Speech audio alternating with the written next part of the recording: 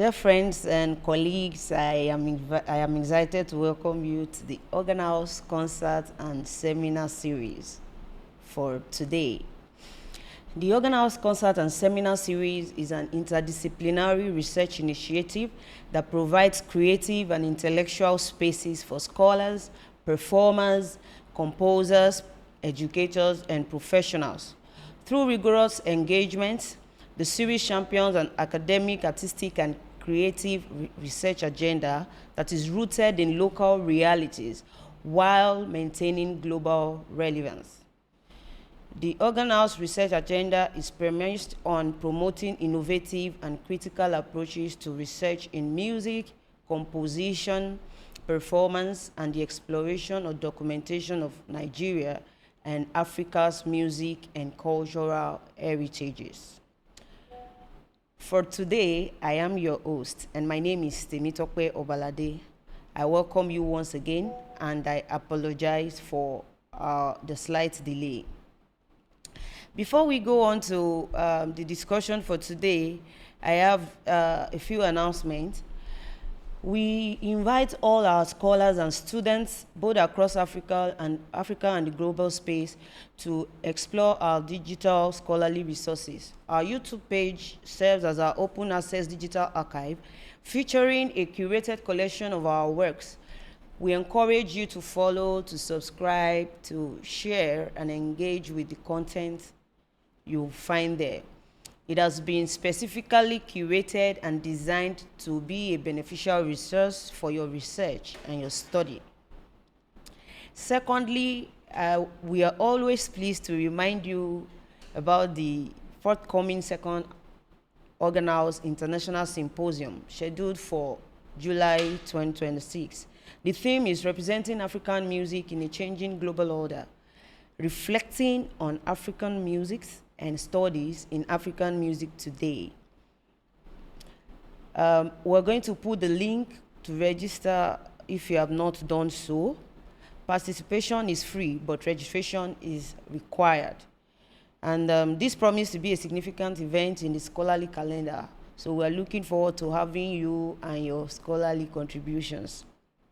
The venue is at Mountaintop University, or on Zoom, because we're having a hybrid format. And the date is on the 13th of July to 17th of July, 2026. Thank you so much. So we'll get to our business for today. On behalf of the Department of Music, Mountaintop University, popularly known as Organ House, it is my great pleasure to welcome you to today's edition of the Organ House Concert and Seminar Series. We are honored to host this intellectually stimulating session titled Indigenous Knowledge and Musical Composition in Annang Culture. Today's topic is particularly significant as it brings into focus the dynamic relationship between indigenous knowledge systems and contemporary musical thought. In an age where global influence continue to shape artistic expression, conversations like this remind us of the richness, the depth, and the relevance of our local traditions as sources of creativity, identity, and scholarly inquiry.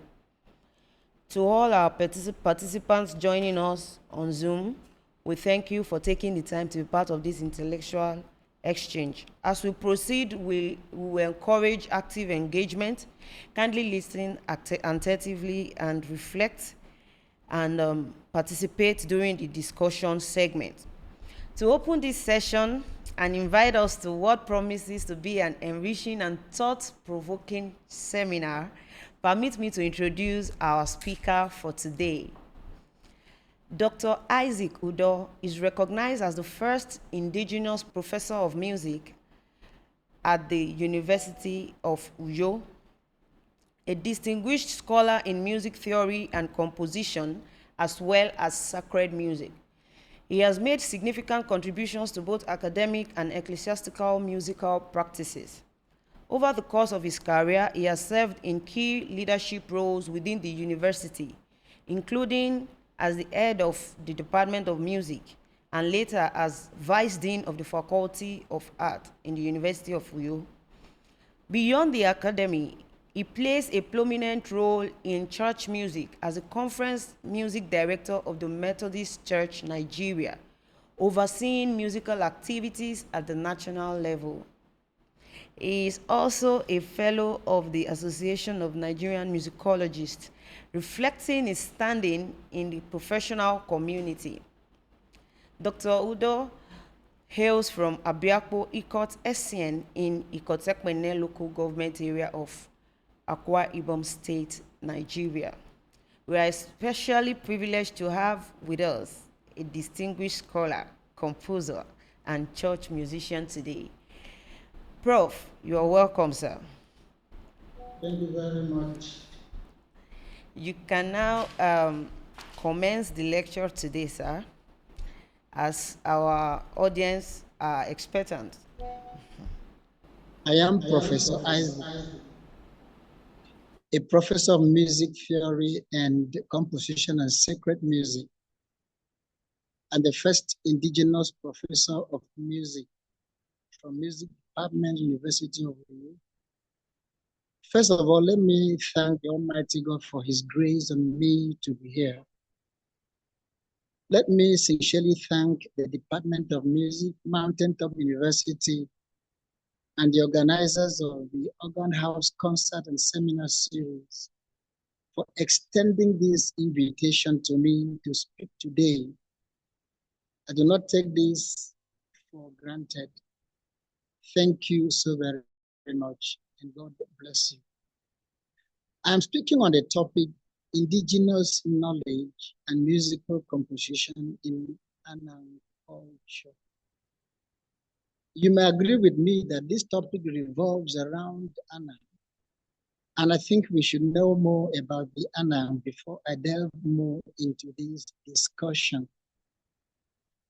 The word Annang refers to both a people and a language. The Annang people were in Cross River States until 23rd September 1987, when Akwa Ibom State was created. That means today, Annang is in Akwa Ibom State of Nigeria. As a people, the Annang occupy 8 out of the 31 local government areas of Akwa Ibom State. They include Ikot Ekpene, Isienodem, Obotakara, Okanafon, Abak, Ika, Itmekbo, and Oroganam. As a language, Annang is one of the 3 major ethnic groups in Akwa Ibom State. The 3 major ethnic groups are Ibibio, Annang, and Oron. Annang, to be precise, is the 2nd major ethnic group in Akwa Ibom State. Yes, I will also think wise that we should note the variance in the spelling of Annang by different scholars. One is spelled A-N-N-A-N-G, still pronounced Annang. Another is spelled A-N-A-N-G, still pronounced Annang. Another one is A-double-N-double-A, and then what is some we call or N with even on top, still pronounced Annang. Another one is A-N-A-A-N-G, still pronounced Annang. Another one, which I will consider as the last for now, is spelled A-N-A-A, or the N with something on top like knife. This is the one mostly used. But in this presentation, I decided to use Annang, spelled A-A or A-N-N-A-N-G. In other words, if a scholar is discussing the Annang of Akwa Ibom State, any of the spellings may go. For me, for today, I'm using Annang, spelled A-N-N-A-N-G. Now, let me delve into the main work. Do not forget, the topic is Indigenous Knowledge and Musical Composition in Annang Culture. Let me give an overview of this topic actually. Music in African societies is deeply intertwined with cultural identity, spirituality, and social organization. Among the Annang people of Akwa Ibom State, Nigeria, music serves not only as an art form, but also as a medium for transmitting indigenous knowledge. This study therefore examines the role of indigenous knowledge in shaping musical composition within Annang culture of Akwa Ibom State in Nigeria. Indigenous knowledge embedded in oral traditions, language, ritual practices, and communal values provides the conceptual and structural basis for musical creativity among the Annang people. Indigenous knowledge, as we know, refers to the accumulated wisdom, practices, and beliefs developed by people through generations of interaction with their environment. In Annang society, indigenous knowledge is embedded in oral traditions, language, ritual practices, folklore, proverbs, music, and communal values. In fact, indigenous knowledge provides the conceptual and structural basis for musical creativity among the Annang people. Using ethnomusicological methods, including field observation, oral interviews, and musical transcription, this study investigates how composers draw from tonal language, indigenous rhythmic patterns, and symbolic expressions in crafting both traditional and contemporary works. It further explores the functional nature of music in Annang society, where compositions are created for spatial, social, or for specific social, religious, and cultural purposes. Findings reveal that Annang musical composition is inherently functional, community-oriented, and spiritually grounded, reflecting a deep connection between music, identity, and worldview. The encounter with Western system, particularly through Christianity and formal education, has introduced and resulted in hybrid compositional techniques that maintain linguistic integrity while incorporating harmonic and notational innovations. However, indigenous knowledge continues to shape the structure, aesthetics, and meaning of Annang music. This discussion explores how indigenous knowledge informs musical composition in Annang culture and how composers negotiate tradition and modernity. In fact, I need to discuss the theoretical framework on which this study is anchored. This study is anchored on two theories. One is what I refer to as ethnomusicological theory, gotten from Merriam, which views music as a product of culture and emphasizes its social functions. Another is African musical theory, gotten from Ketia, which highlights the communal, functional, and integrative nature of African music. These frameworks provide a basis for understanding Annang musical composition as a cultural practice shaped by indigenous knowledge systems. Now, let me discuss indigenous knowledge in Annang musical composition. The first one I want to discuss is oral tradition and transmission. Annang music is primarily transmitted orally.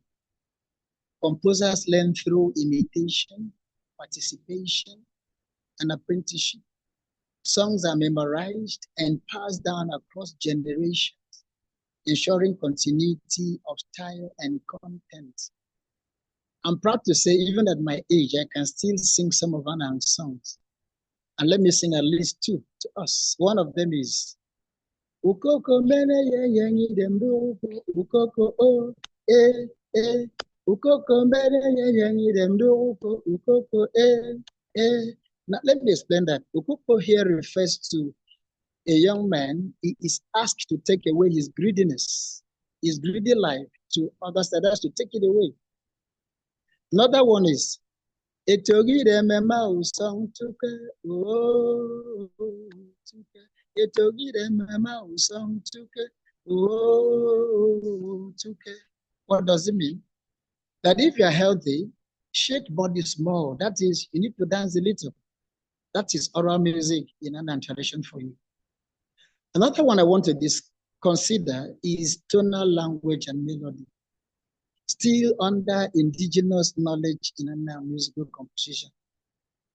The Annang language is tonal, meaning that pitch variations affect meaning. These tonal characteristics directly influences melodic construction. Composers align musical pitches with speech tones to preserve textual meaning, resulting in speech-derived melodies.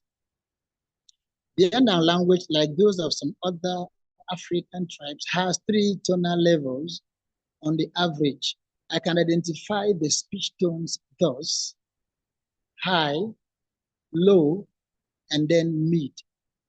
For example, the word O with dots under, you can call it O, B, or if you want to spell in English, O-B-O-N, that is has different meanings depending on the tone markings of each syllable of the word. Thus we have, for example, Obong, high, low, meaning Lord or King. We also have Obong, high, high, meaning mosquito. So if I need to use Obong, that is Lord, in my work, I must be conscious of the speech tones, high, low, e.g., mi, re, Obong, or sofa, Obong, and not tones at the same level. For example, mimi, Obong, that will mean mosquito. Again, I have to point out that it may not be possible to maintain these correct tonal levels throughout a composition, especially in art music composition, as long as compositional techniques such as retrograde, inversion, and retrograde inversions are used. Now, let me explain. What is retrograde? It's simply stating an idea or the theme backward. For example, if the original melody is C, D, E, G, if you want to sing in the key of C major, that is Do, Re, Mi, So. The retrograde is G, E, D, C, that is going backward. Now, So, Mi, Re, Do. As regards inversion, this is where intervals are flipped. Intervals go in opposite direction. Retrograde inversion, which is the retrograde of the inversion. Yeah, so if you use these techniques in art music, in other words, the tonal levels of the language definitely will be distorted. But effort should be made to present the correct tonal levels at initial presentation, at the beginning, or at the opening phrases, and so to know the meaning of the word, especially when the text is involved. In art music composition, I want to advise, aesthetics should not be sacrificed on the altar of tonal inflection. Another point I want to discuss or consider under indigenous knowledge in Annang musical composition is rhythm and indigenous time structure. Rhythm is central to Annang music. Indigenous rhythmic patterns are often complex, involving syncopation, cross rhythms, and cyclical repetition. These rhythms are derived from speech patterns, dance movements, and daily activities. Another one is call and response structure. A prominent feature of Annang music is the call and response pattern, which reflects communal participation, where the leader introduces the phrase and the group responds, creating a dialogue musical structure. Now, let me see one of example of Annang song that has this kind of call and response. It goes thus: the cantor and the chorus. Nkebeder var kuten ande ebara bere ande ande abere roguke ande abere rogika ande esangke wadika ande etoure na masara. Now let me stop it there. Let me give the meaning of what I have just sung. Now, Edward there refers to spear. You know, spear is a long stick with a sharp tip used as weapon for throwing or for thrusting.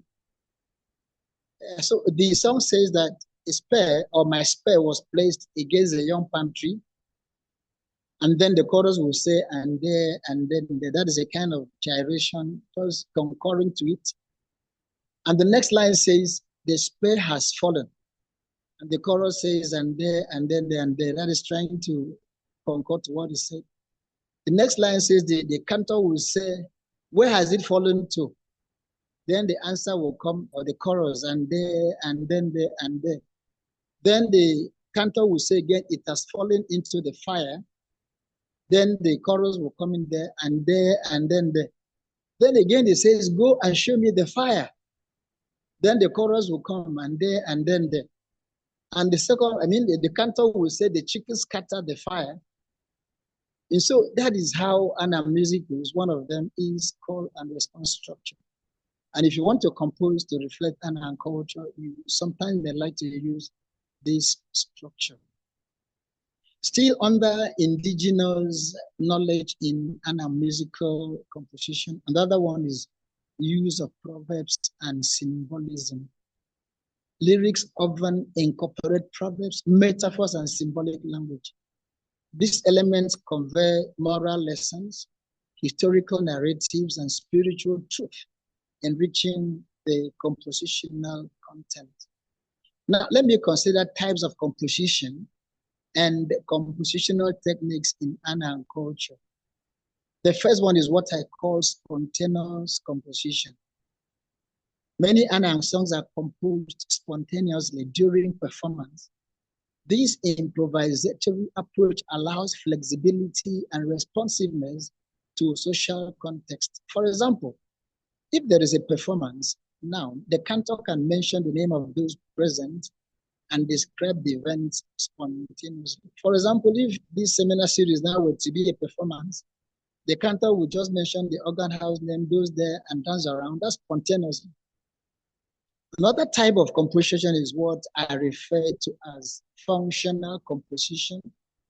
Music is composed for specific purposes, not just spontaneous creativity, such as worship, marriage ceremonies, funerals, festivals, and social commentary. Note that this functional orientation shapes both form and content rather. Another one is collective composition. Composition is often a communal process. While an individual may initiate a song, the community contributes to its development and refinement. And so sometimes there is no known composer. One of the compositional techniques in Annang culture is repetition and variation. Repetition is used to reinforce themes and participation, while variation introduces creativity and prevents monotony. Now, let me discuss influence of Western music on Annang music. The introduction of Western music has led to adoption of harmonic structures, triad, 3-note chord, 4-part harmony. So it would not be out of place for you to hear Annang music in this format. Another one is use of staff notation. Let me confess, in pre-colonial Annang, and even today, the traditional setup, there was, and there is no use of staff notation. This is only possible through Western music. Another one is development of choral compositions, now sometimes written in 4 parts. It's 18, guitar, soprano, alto, tenor, and bass. However, Annang composers adapt this element to fit indigenous tonal and rhythmic frameworks. resulting in hybrid musical forms. A very clear example is art music. Now, let me discuss modernity of Annang music.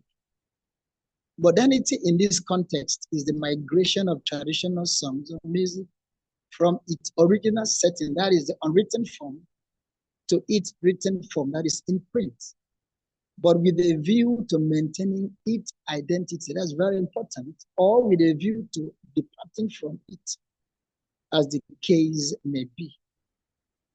Because of migration and cultural changes, that is because of modernity and civilization, the traditional music of Annang, which may apply to other ethnic groups, is under threat of extinction unless the interest in musical revival and sustainability engages identity conventions.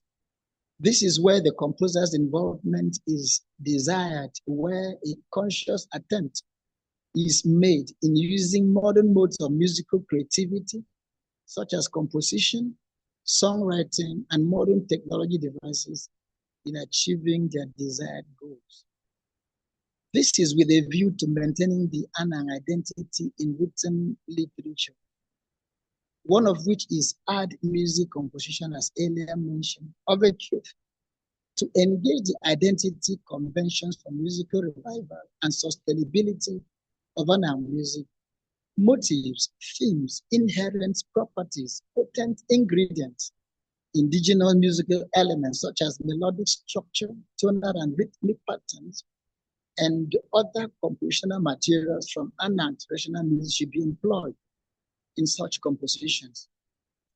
Yes, I have done some works in this direction. For example, one of my works, if you check online, analysis of Edise, a composition for African orchestra. This work has to do with Annang traditional musical instruments, where Annang musical instruments are used to create an orchestra for Africans. And the instruments involved, the percussive instruments used there include ntakrok, that's what we call wood block, nsak, that is the gourd rattle, ibediba, twin drum, obodom, wooden slide drum, nkwong, that is the big gong, akankang, that is a small twin gong, and abang, pot drum. Only one melodic instrument is used in this composition, that is in the Edise African orchestra. It is equivalent to what we call in English xylophone, with 5 definite pitches. It uses a pentatonic scale. If you're in the key of C major, it uses C, D, E, G, A. I want to sing the solfa.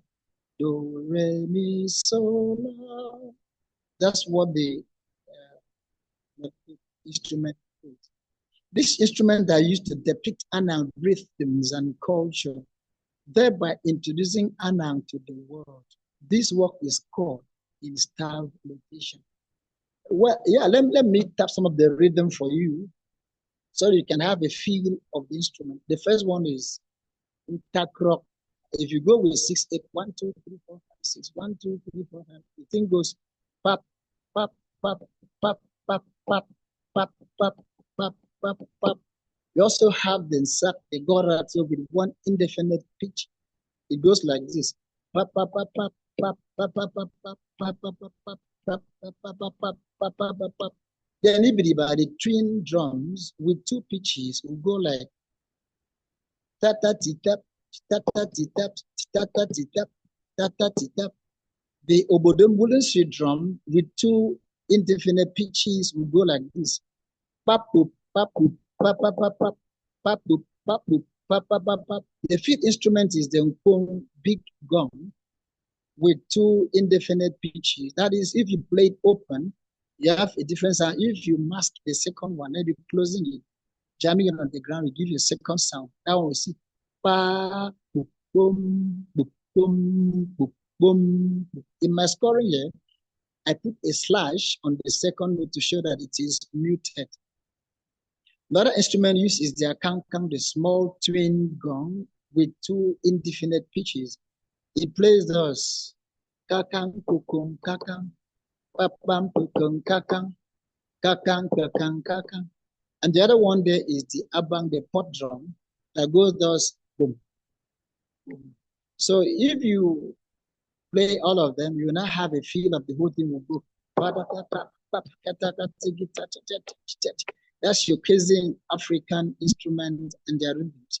Then the xylophone will now play the melodic line. Time may fail me to just go on that. Again, my PhD dissertation, which I defended in 2007, which I also published as a book in Germany with the title Annang Dances, a contemporary compositional approach, a research composition for the piano, has outstanding 6 compositions. That is a series of 6 original compositions. They include 1, Inoibut. Inoibut is a language from Annang, where it's a kind of play where I pick the motif from to create a new. Another one is a Togida.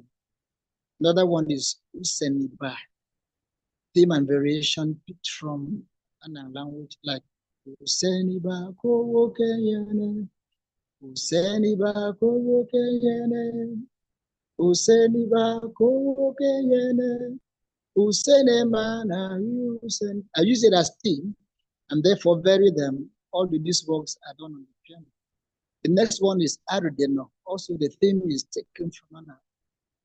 Then Annang, where Annang rhythm are displayed on the piano. In fact, this film on Annang, I wish you hear it depicts Annang rhythm throughout on the piano. And the 6th one is Asangiba, that is moving in twos, a kind of 2-part invention.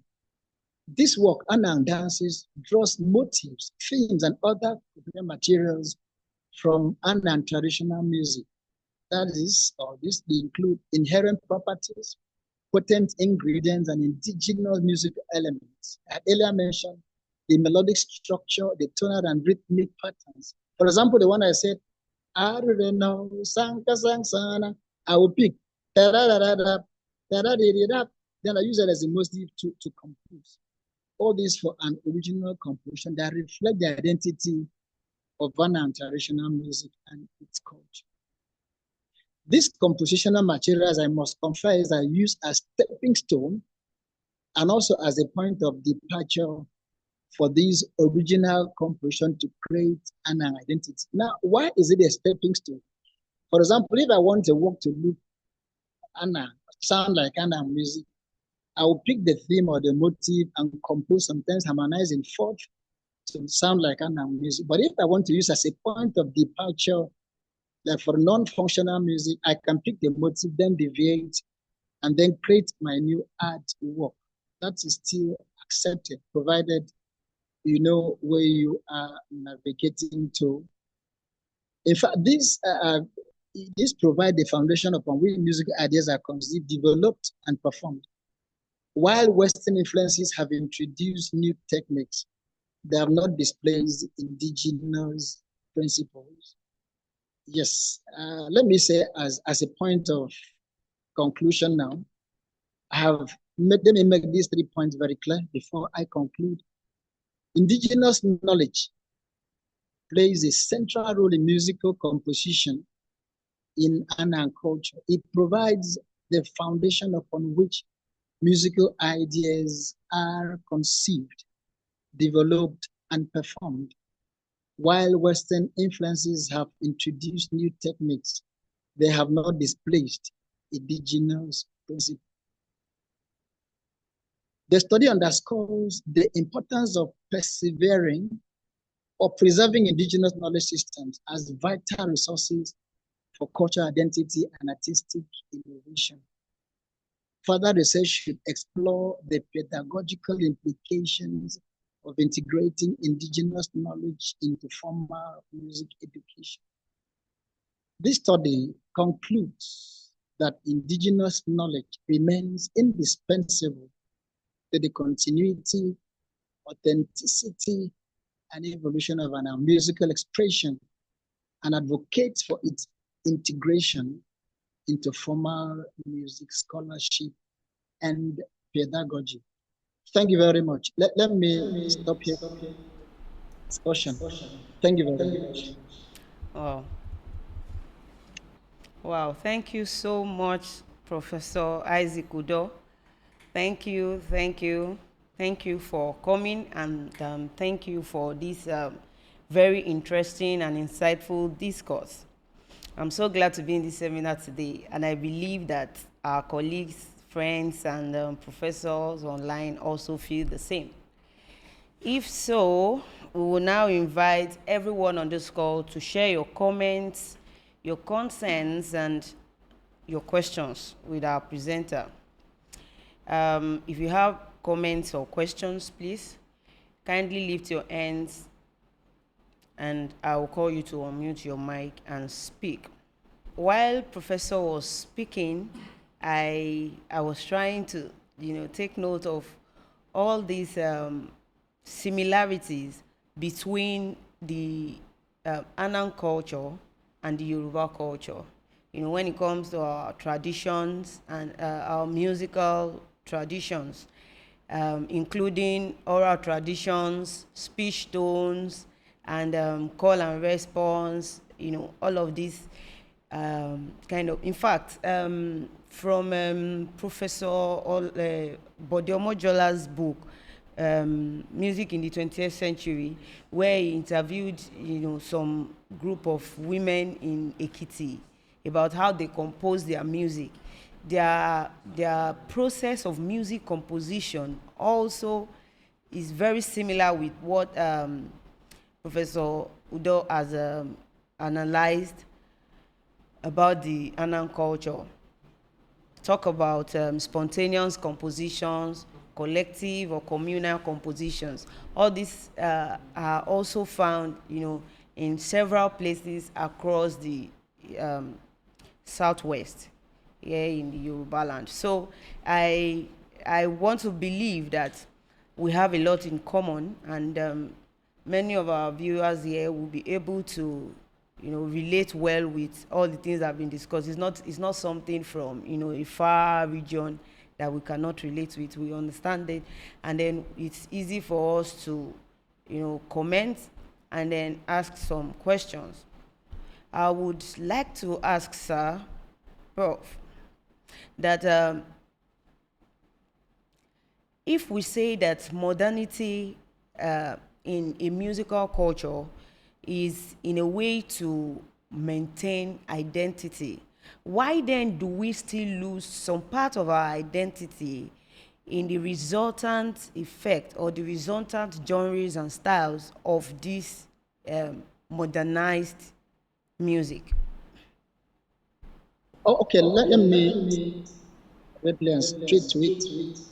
I said that modernity is based on migration of traditional from its oral set transition form to its written form in print. But I put a clause, I said, due to maintaining its identity or departing from it. Now, if you have an identity, for you to maintain that identity, it's a process of moving from one medium to another.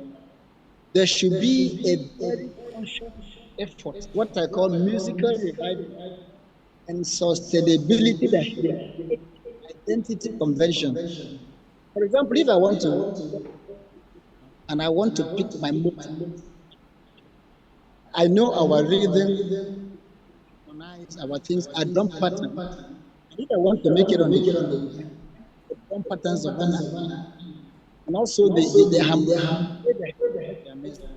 and so anybody who hears it belongs to Anna. And of course, I said that with this modernity can be stepping stone to something new or departure. Annang music or traditional music is very, very functional. And so if you want it to clear identity, you must use those materials that look like all identity, like motives, inherent properties, potent ingredients from that. But if you want to make it as a point of departure, maybe for the sake of contemplation, yes, in this case, some elements of identity rather may not be there. It depends on what they want. But then at sometimes, as I said, it may be difficult to get 100% of the identity. Because like I said, if it is art music composition, when you employ some some techniques like retrograde, where you are writing back, for example, in Annang, if you say, oh, bon, mire, now that means if you just go back again to be oh, bon, it will not give you the exact meaning. So to an extent, identity is preserved with consciousness.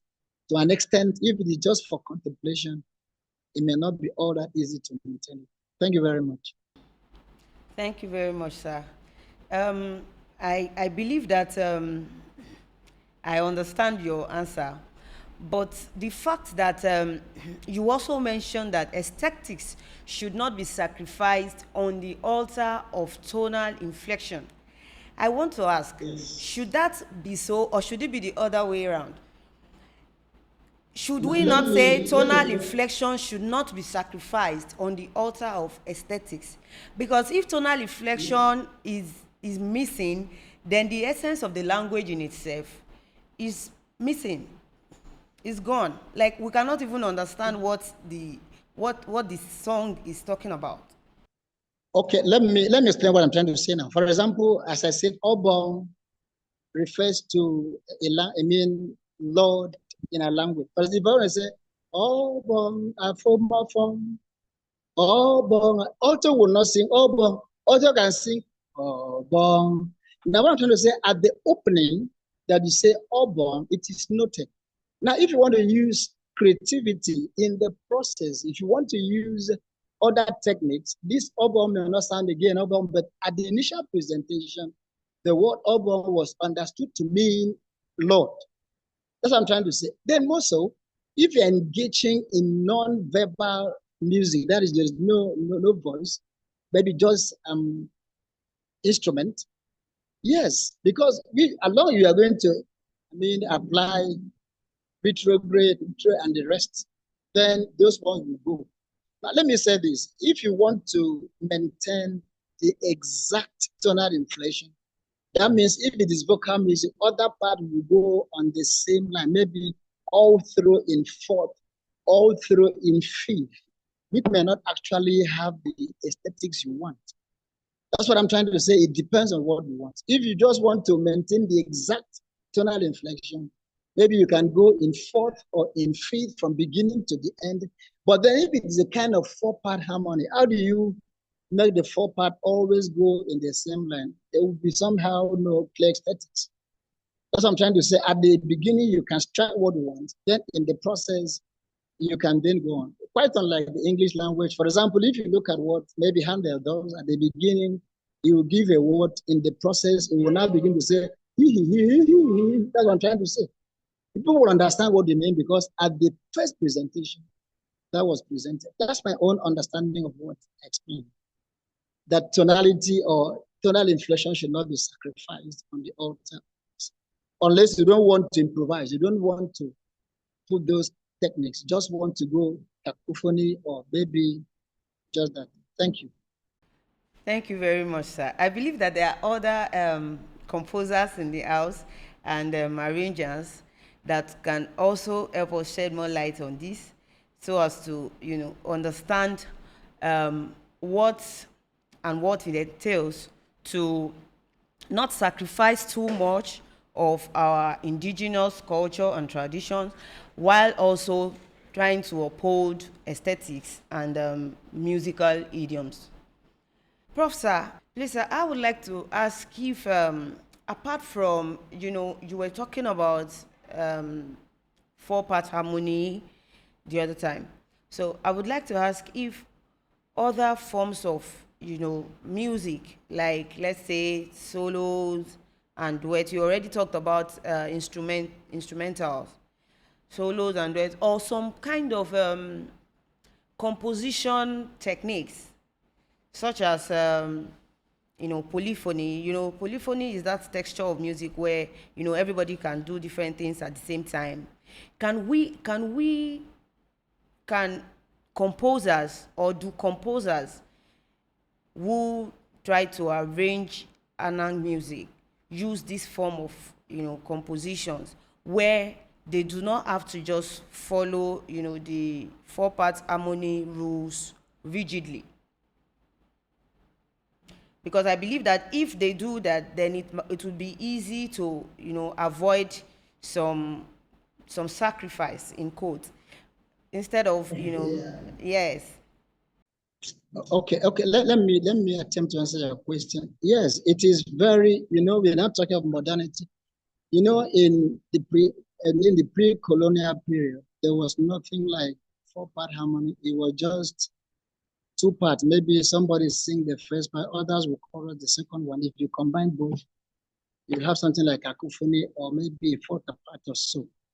But in modern composition, because of art music, yes, it is very true. We can compose four-part work. But let me say this.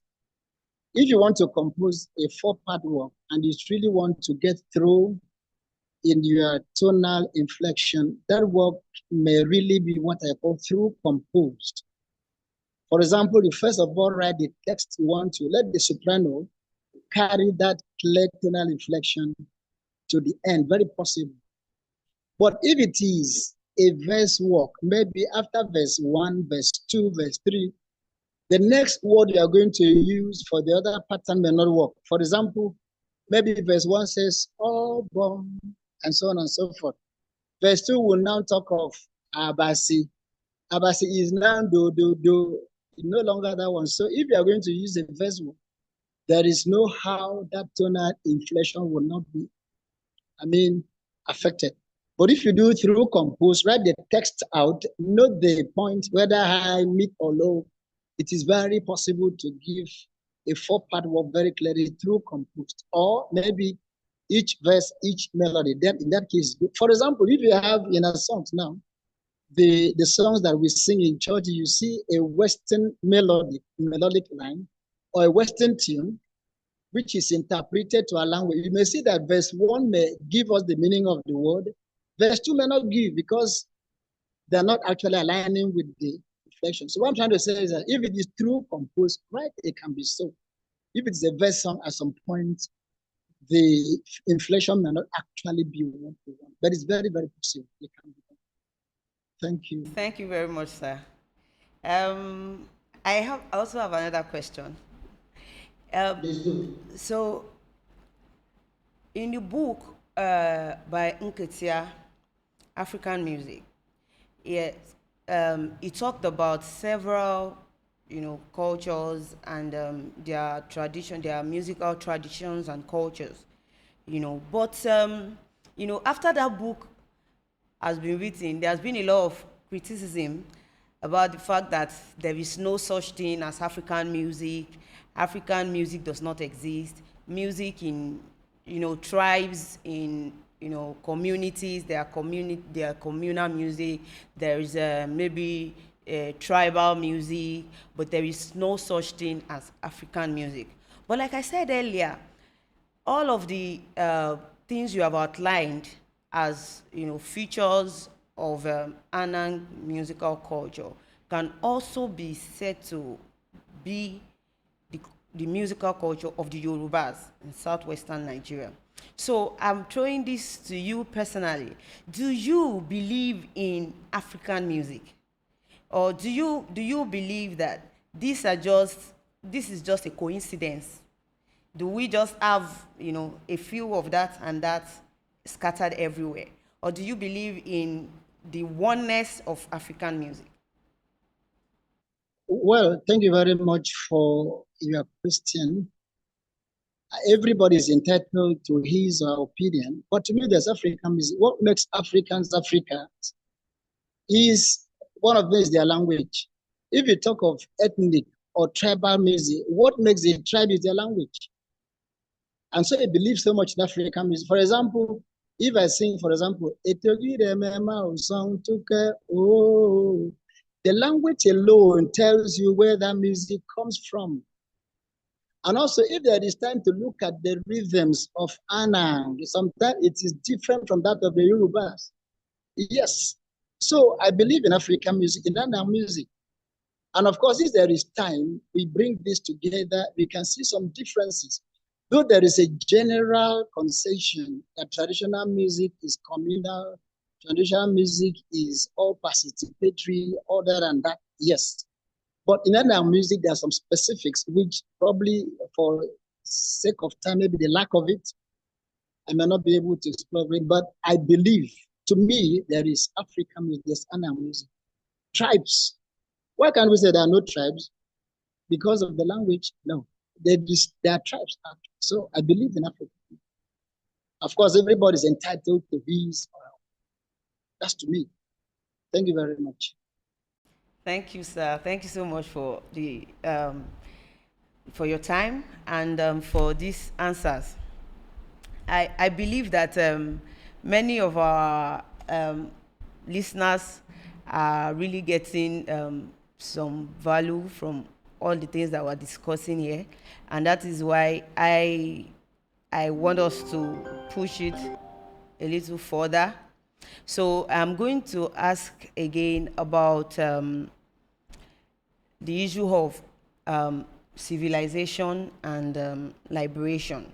So there has been a lot of, discussions about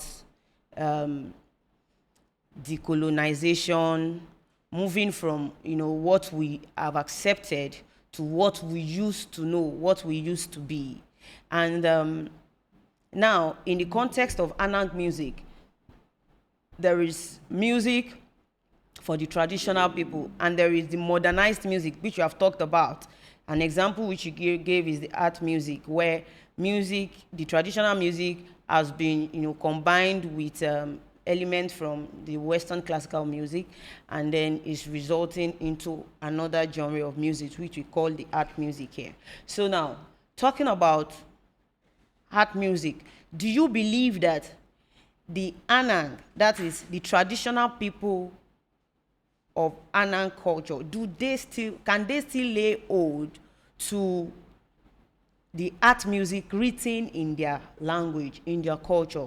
Can we say this music is Annang music?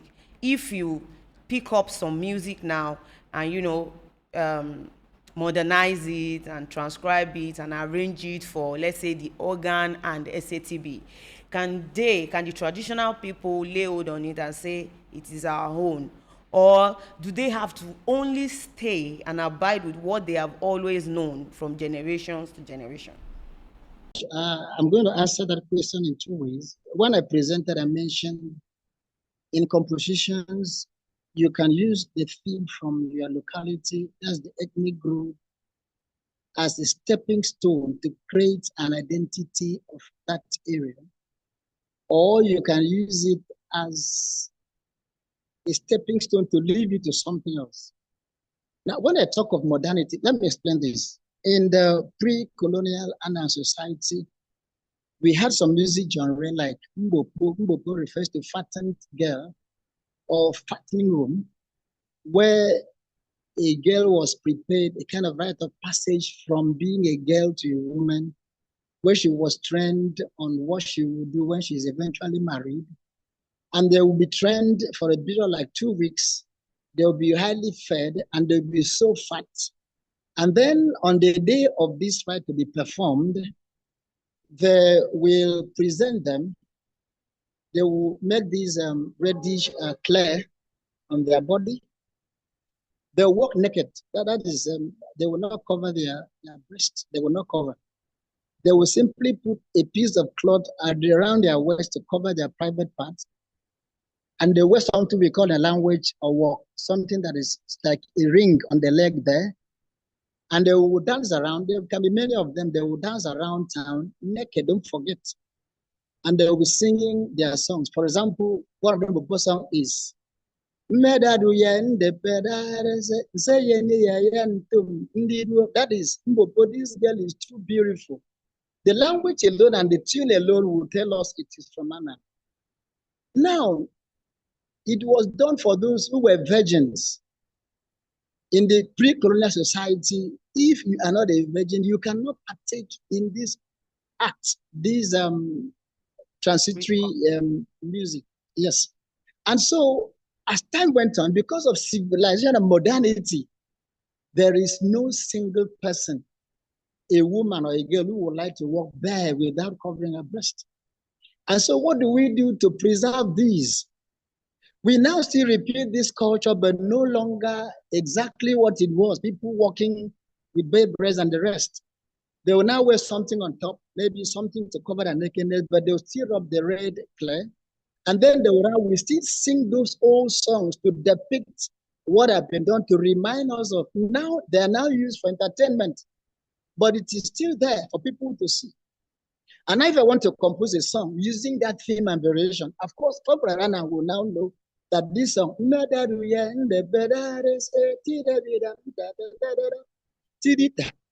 I can now apply what I call African pianism. There's a drum, they will know it is a music because it is that tune. So it's very important for us to preserve this. I mentioned there must be a level of trying to sustain this modernity by engaging sustainability and those things. So what I'm trying to say is that we are still trying to keep these things, but it may not be exactly what they were. Another one is the Epo secret code. In those days, Epo secret code was only meant for those who just join the rites. They will say, Abanepo, that is, you become part of them, you pay some money. Women will not see, and they will be coming out sometimes to keep society, in order. But now the Epo masquerade is not what it was. You can now see a woman going to touch Epo, drop money for Epo. It is not ceremonial, but it reminds us of what had been done. I can still score Epo music for the piano. They will know it's a music. For example, I can play.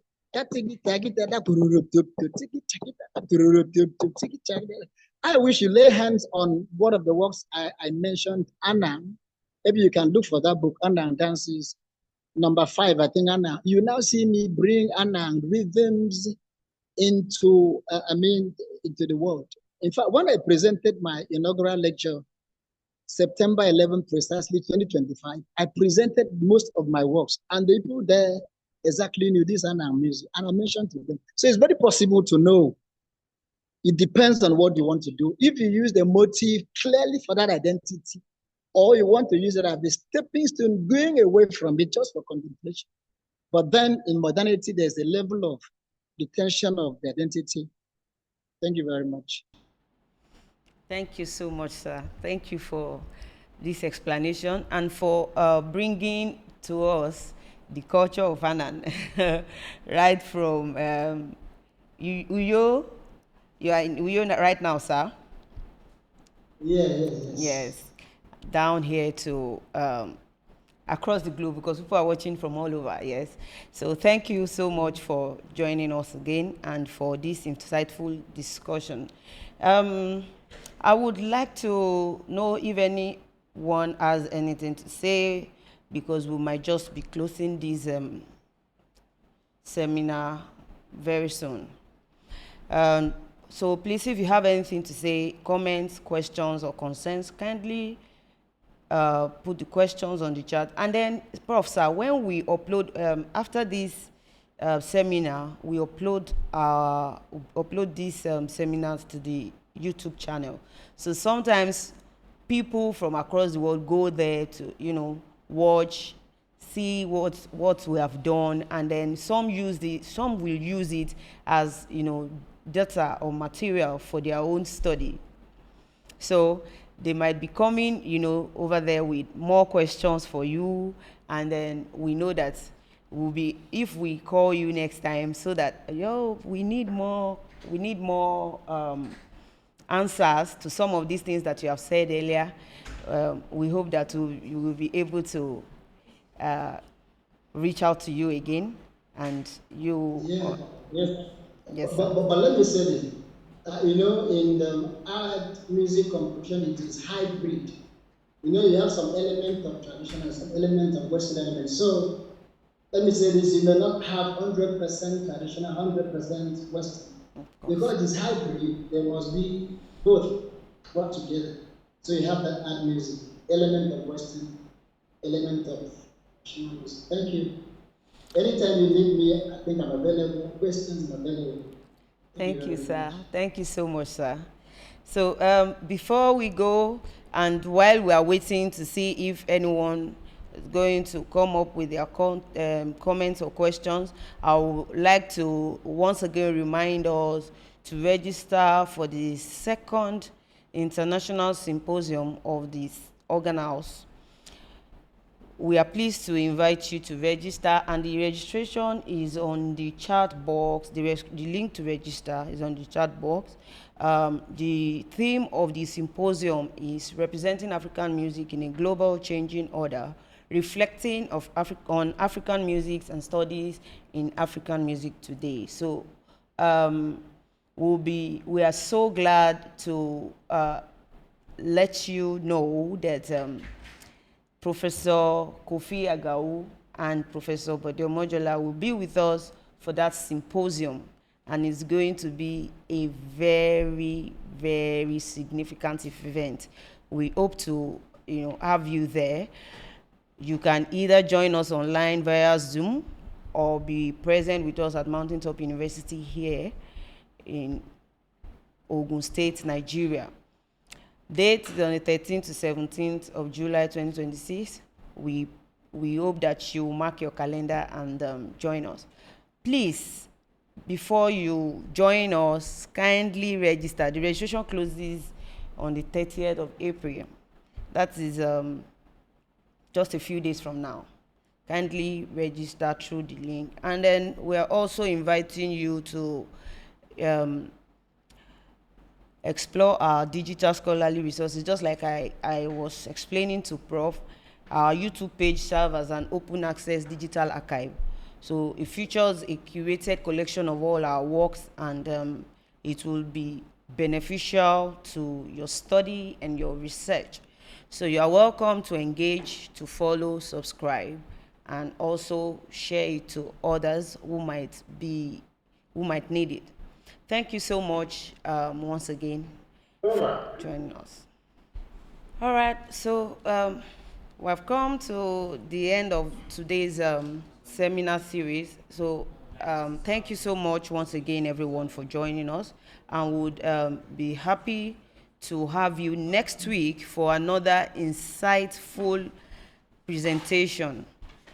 Kindly join us, and stay tuned to all our global social media platforms so that you can catch up on our next series.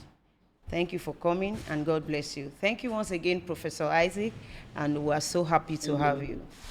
All right, sir. Thank you. All right. God bless you, sir. Have a nice weekend, everyone. Thank you very much. Yes, sir.